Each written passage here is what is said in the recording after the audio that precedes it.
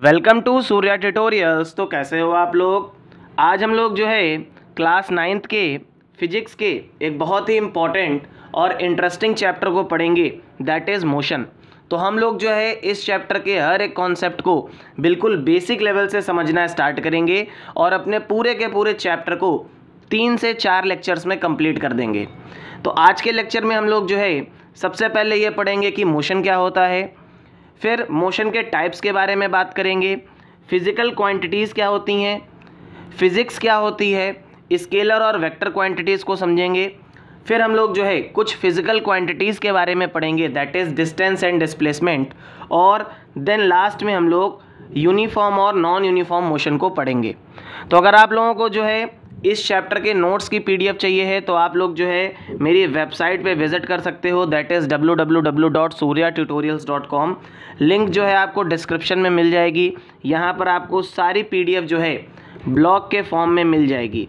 अगर आप लोगों को पीडीएफ डाउनलोड करनी है तो आप लोग जो है डायरेक्ट व्हाट्सएप कर सकते हो, नंबर आप लोगों को जो है डिस्क्रिप्शन में मिल जाएगा। तो वीडियो स्टार्ट करते हैं। साथ ही साथ अगर आप लोगों को जो है एमसीक्यूज़ की प्रैक्टिस करनी है और क्वेश्चंस और न्यूज़ के बारे में जानना है तो आप लोग जो है टेलीग्राम चैनल को ज्वाइन कर सकते हो। वहाँ पे आपको सारी इन्फॉर्मेशंस और एमसीक्यूज़ प्रोवाइड किए जाते हैं। तो चलिए वीडियो को स्टार्ट करते हैं। अब देखिए हमारे चैप्टर का नेम क्या है, मोशन। तो मोशन को समझने से पहले या मोशन के बारे में बात करने से पहले सबसे पहले हम लोग जो है फिज़िक्स को समझते हैं कि आखिर व्हाट इज़ फिज़िक्स, फिज़िक्स क्या होती है। बिकॉज क्लास 8th में जब आप लोग थे तो यहाँ पर आपको पूरी साइंस पढ़नी पड़ती थी। फिज़िक्स, केमिस्ट्री, बायोलॉजी आप लोग कभी नहीं पढ़े, आपने पूरी साइंस पढ़ी। लेकिन जब आप लोग क्लास 9th में आए तो यहाँ पे आपको फिज़िक्स, केमिस्ट्री, बायोलॉजी अलग अलग पढ़ना पड़ रहा है। तो सबसे पहले अपने लोग बात करेंगे कि आखिर फ़िज़िक्स क्या होती है। ठीक है, तो फिज़िक्स जो है बेटा साइंस की वो ब्रांच है जिसमें हम लोग जो है नेचर और नेचुरल फिनोमेना की स्टडी करते हैं। तो आप लोग बोल सकते हो the branch of science in which we study the nature and its natural phenomena. तो साइंस की वो ब्रांच जिसमें हम लोग जो है नेचर और नेचुरल फिनोमेना की स्टडी करते हैं, या आप बोल सकते हो हम लोग लेबोरेटरी में एक्सपेरिमेंट के थ्रू जाकर के उनको परफॉर्म करते हैं। ठीक है, और वहाँ से कुछ कंक्लूज़न निकालते हैं। That branch of science is called physics. जैसे आप लोगों ने एग्जाम्पल पढ़ा, falling of an apple in ground. भाई न्यूटन साहब क्या थे, भाई वो एप्पल के पेड़ के नीचे बैठे थे, ऊपर से सेब नीचे गिरा तो उनके माइंड में एक आइडिया है कि आखिर ये जो सेब है ये ऊपर से नीचे ही क्यों गिरा। तो वहाँ पे उन्होंने कॉन्सेप्ट दिया ग्रेविटेशनल फोर्स का, जो कि आप लोग अभी आगे पढ़ोगे। ठीक है, इसी तरीके से आप लोगों ने इलेक्ट्रिसिटी देखी होगी। भाई लाइटनिंग, बिजली गिरती है, ठीक है, तो बिजली जो चमकती है वही तो अपने घर में आती है। तो इसको ह्यूमन बींग्स ने क्या किया, लेबोरेटरी में प्रिपेयर किया। तो फिज़िक्स जो है आपकी साइंस की वो ब्रांच है जिसमें हम लोग नेचर और नेचुरल फिनोमेना की स्टडी करते हैं और एक्सपेरिमेंटली उनको क्या करते हैं, रिपीट करने की कोशिश करते हैं। ठीक है, अब हम लोग बात करते हैं फिज़िकल क्वांटिटीज़ क्या होती हैं। तो देखिए फिज़िकल क्वांटिटीज़ आपकी वो सभी क्वांटिटीज़ होती हैं जिनको हम लोग क्या कर सकते हैं, मेज़र कर सकते हैं। या आप बोल सकते हो कि ऐसी सभी क्वांटिटीज़ जिनके ऊपर फिज़िक्स के सारे लॉज अप्लाई होते हैं उनको हम लोग क्या कर सकते हैं, उनको हम लोग क्या बोलते हैं, फिज़िकल क्वांटिटीज़ बोलते हैं। तो यहाँ पे अगर इसके एग्जांपल के बारे में बात करी जाए तो स्पीड हो गया, डिस्टेंस हो गया, वॉल्यूम, तो ये क्या है, इसके एग्जांपल्स हो जाएंगे। ठीक है, आपको इतना याद रखना है कि ऐसी सभी क्वांटिटीज़ जिनको हम मेज़र कर सकते हैं, क्योंकि आपको पता है फिज़िक्स में हम लोग जो है खूब न्यूमेरिकल सॉल्व करते हैं, यहाँ पे मेज़रमेंट की बात आती है। तो ऐसी सभी क्वांटिटीज़ जिनको मेज़र किया जा सकता है और जिनके ऊपर फिज़िक्स के सारे लॉज अप्लाइड होते हैं, जिनके ऊपर फिज़िक्स के सारे लॉज अप्लाइड होते हैं, वो सारी क्वांटिटीज़ आपकी फ़िज़िकल क्वांटिटीज़ कहलाती हैं। अब हम लोग जो है स्केलर क्वांटिटीज़ और वेक्टर क्वांटिटीज़ को देख लेते हैं। तो स्केलर क्वांटिटीज़ बेटा आपकी वो सभी फ़िज़िकल क्वांटिटीज़ होती हैं जिनके पास सिर्फ और सिर्फ मैग्नीट्यूड होता है, मीन्स न्यूमेरिकल वैल्यू होती है। न्यूमेरिकल वैल्यू का मतलब क्या है, मान लीजिए आपने कहा सर मैंने डिस्टेंस चला 5 मीटर। ठीक है, तो यहाँ पे डिस्टेंस क्या है, आपकी एक स्केलर क्वांटिटी है, बिकॉज इसके पास कोई भी डायरेक्शन नहीं है। तो ऐसी सभी क्वांटिटीज़ जिनके पास सिर्फ मैग्नीट्यूड होगा वो आपकी स्केलर क्वांटिटीज़ होती हैं। और ऐसी सभी क्वांटिटीज़ जिनके पास मैग्नीट्यूड भी होता है और डायरेक्शन भी होता है वो हमारी वेक्टर क्वांटिटीज़ कहलाती हैं। तो वेक्टर क्वांटिटीज़ आपको समझ में आ गया। All those quantities which have magnitude as well as direction called vector quantities. For example displacement और एक्सेलरेशन।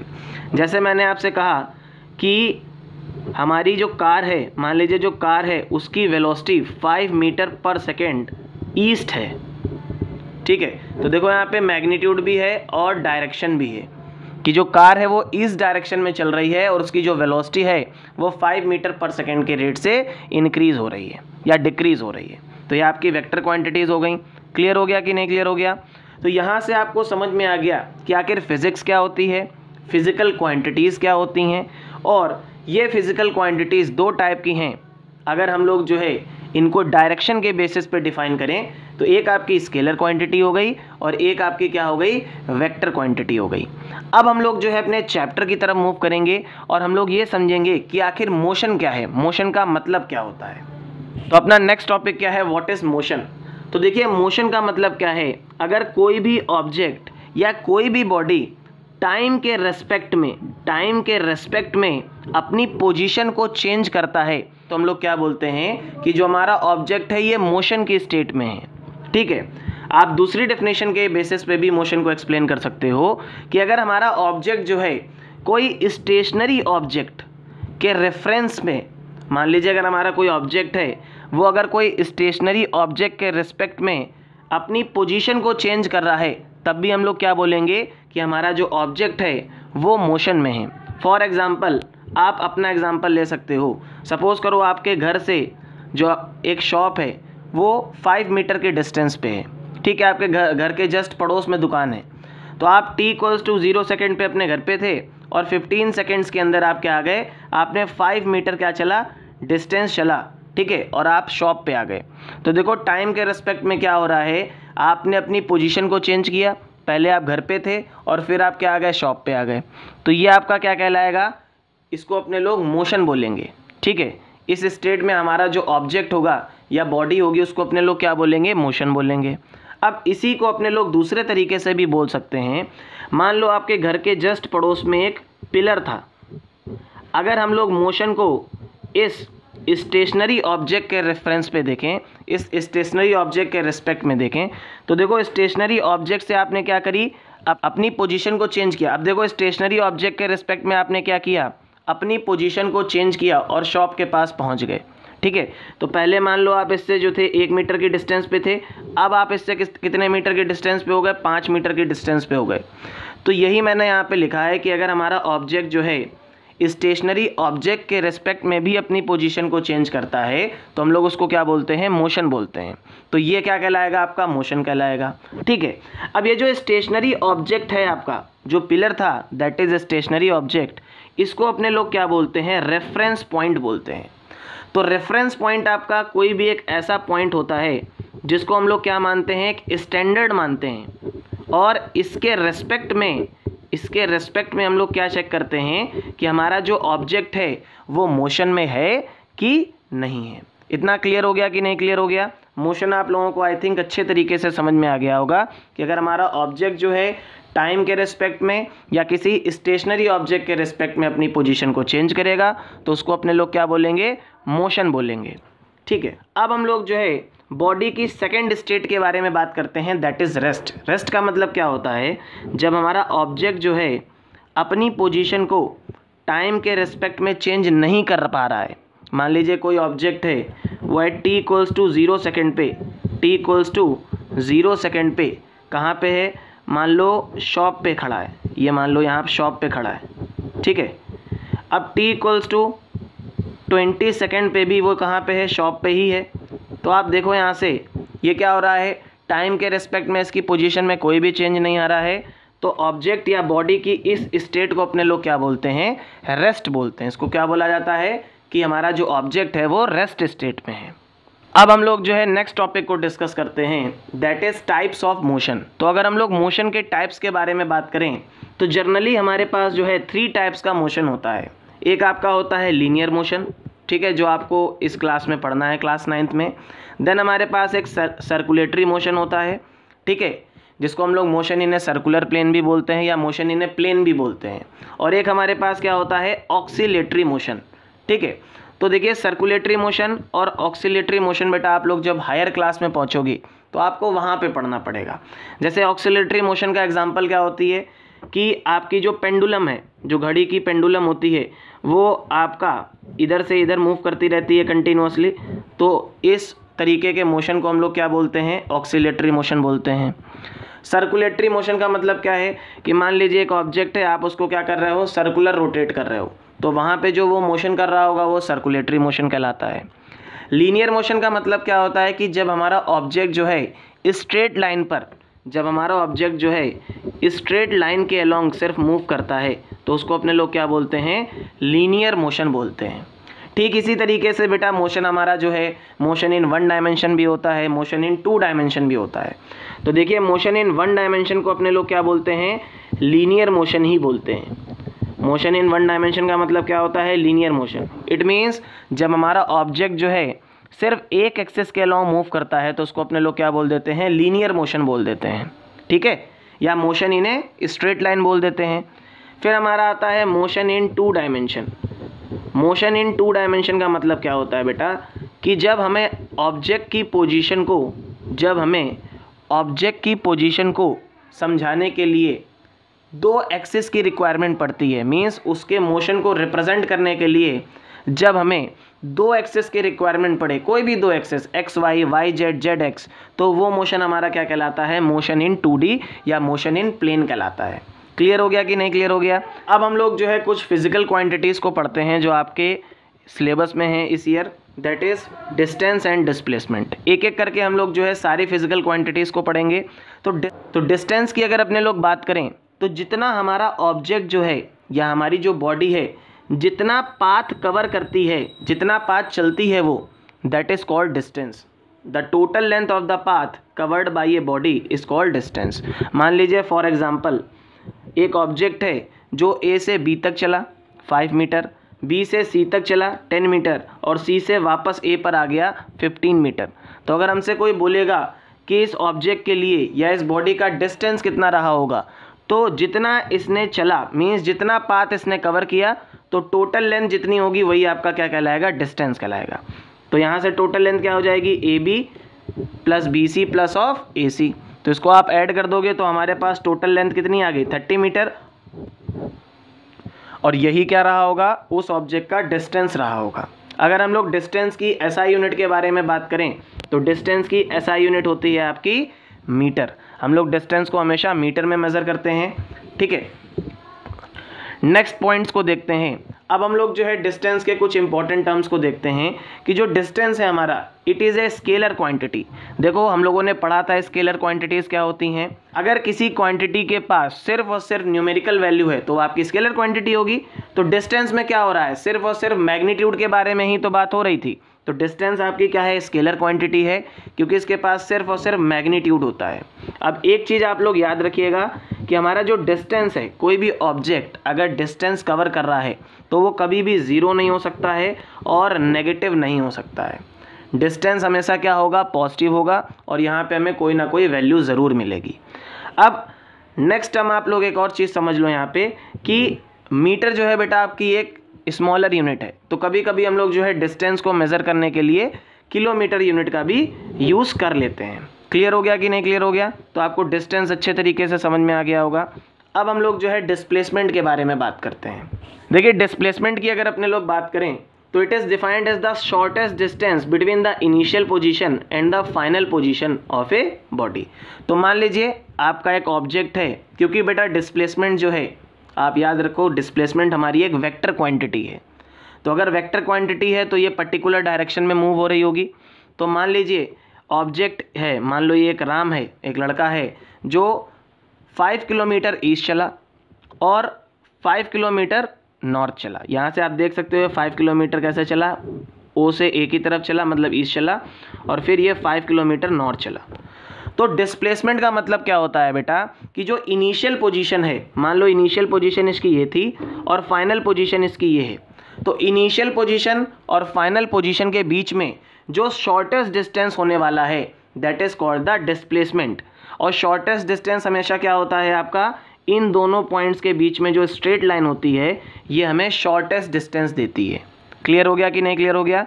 तो देखिए, for finding displacement join the initial and final position by straight line. अगर हमें किसी भी ऑब्जेक्ट के डिस्प्लेसमेंट के बारे में बात करनी है तो जो उसकी फाइनल पोजीशन है और इनिशियल पोजीशन है उसके लिए हम लोग क्या करते हैं, स्ट्रेट लाइन खींचते हैं और हमें डिस्प्लेसमेंट मिल जाता है।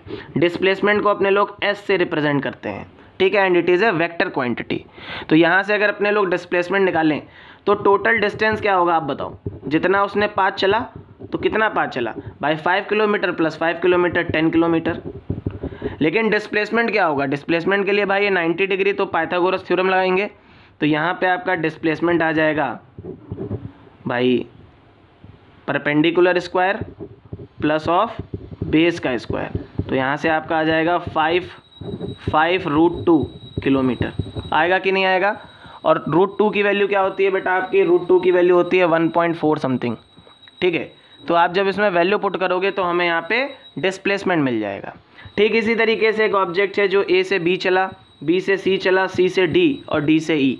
हमसे बोल रहा है कि यहाँ पे डिस्प्लेसमेंट बताओ। तो डिस्प्लेसमेंट के लिए क्या करेंगे, इनिशियल पोजीशन और फाइनल पोजीशन के लिए अपने लोग क्या करेंगे, स्ट्रेट लाइन को ड्रॉ करेंगे। तो ये हमारा क्या रहा होगा, ये हमारा ऑब्जेक्ट का डिस्प्लेसमेंट रहा होगा। क्लियर हो गया कि नहीं क्लियर हो गया? ठीक है। अब डिस्प्लेसमेंट जो होता है आपका बेटा वेक्टर क्वांटिटी होता है, मैंने आपको बताया।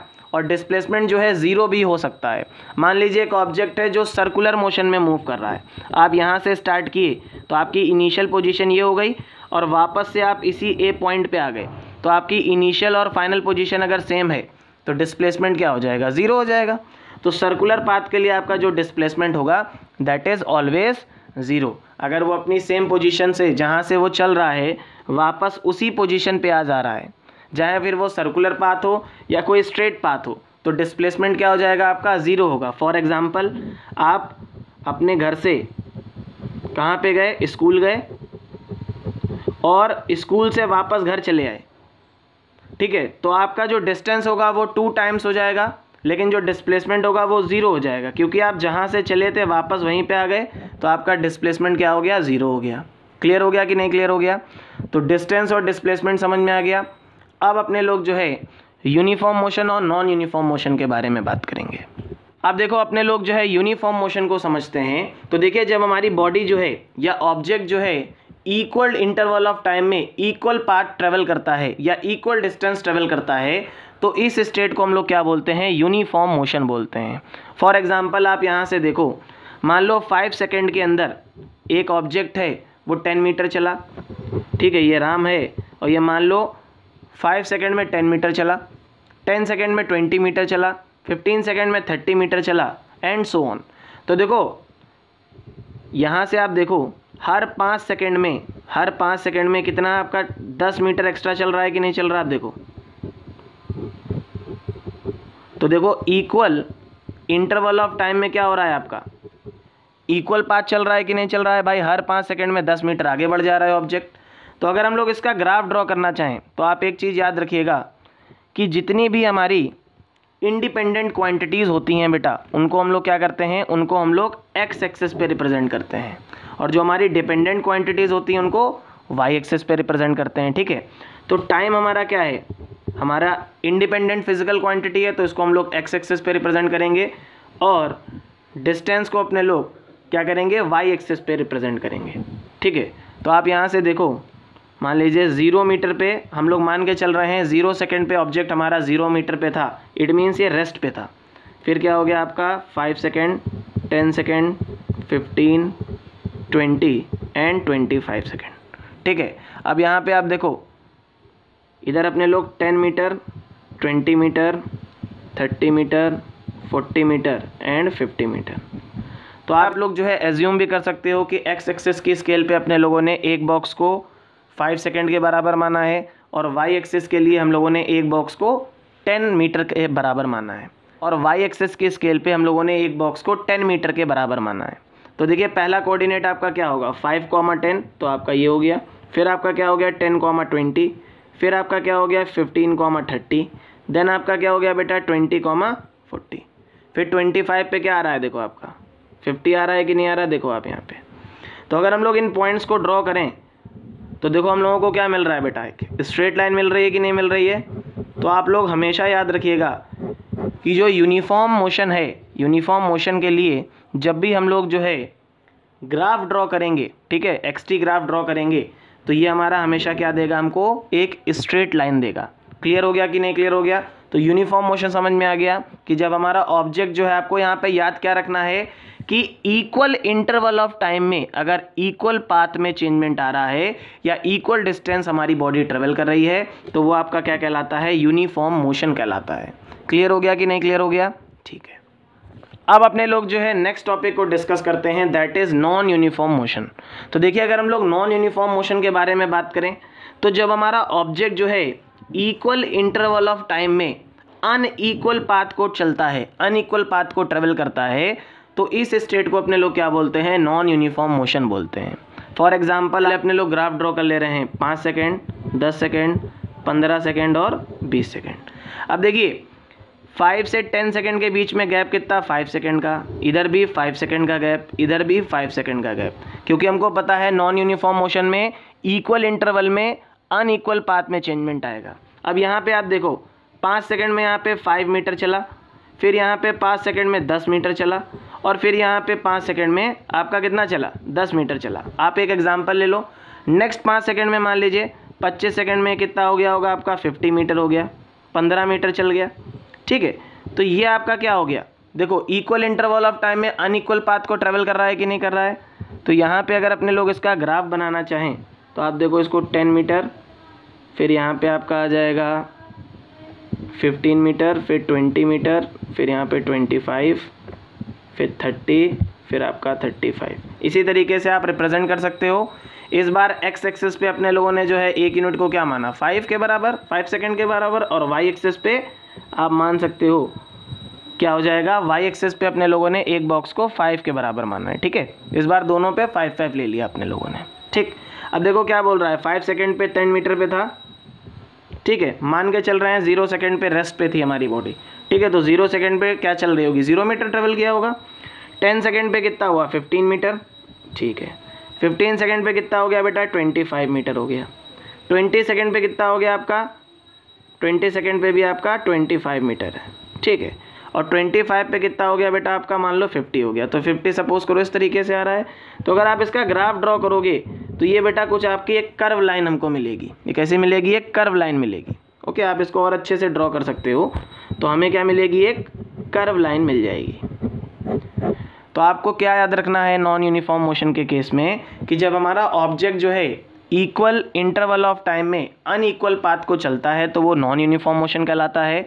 और नॉन यूनिफॉर्म मोशन के लिए हमेशा हमें जो ग्राफ मिलता है, जो position time distance time graph मिलता है, एक्सटी ग्राफ मिलता है, वो एक कर्व लाइन होती है। तो इस तरीके से हम लोगों ने जो है सभी टॉपिक्स को बहुत अच्छे तरीके से समझ लिया। आई होप आप लोगों को वीडियो अच्छा लगा होगा। अगर वीडियो अच्छा लगे तो प्लीज़ चैनल को सब्सक्राइब कर लेना। नोट्स के लिए आप लोग जो है वेबसाइट पे जा सकते हो, दैट इज़ www.suryatutorials.com। यहाँ पे जा कर के आप लोग जो है सारे वेबसाइट पे जा कर के यहाँ पे जा कर के आप लोग जो है सभी चैप्टर्स के नोट्स जो है डाउनलोड कर सकते हो। Thank you so much. अगर वीडियो अच्छा लगे तो प्लीज़ चैनल को सब्सक्राइब कर लेना और फ्रेंड्स के साथ वीडियो को शेयर कर देना। मिलते हैं नेक्स्ट वीडियो में। Till then keep learning and keep enjoying.